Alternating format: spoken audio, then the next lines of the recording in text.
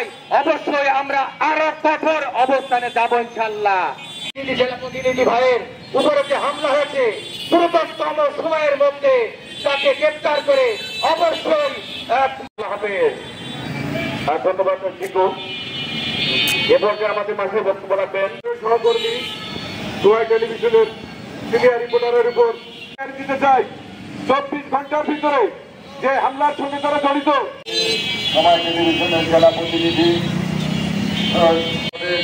আমরা আজকে রাজপথে দাঁড়িয়েছি, আমাদের রাজপথে দাঁড়াতে হয়, এটি অত্যন্ত দুঃখজনক এবং সমাজের দর্পণ বলে থাকে যে দর্পণে এই সমাজের এখন পর্যন্ত তিনি অচেতন।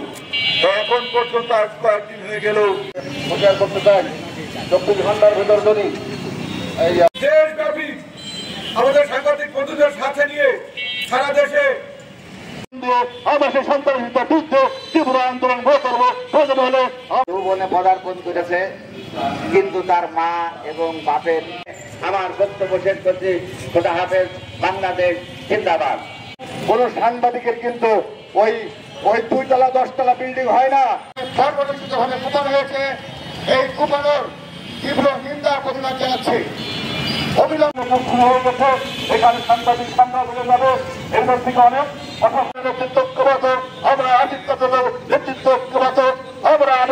কথা বলতে গেলে যদি হামলা শিকার হতে হয়, খুনের শিকার হতে হয়, জখমের শিকার হতে হয়, তাহলে আমাদের তো হাত পা গুটিয়ে বসে থাকার মতো নয়।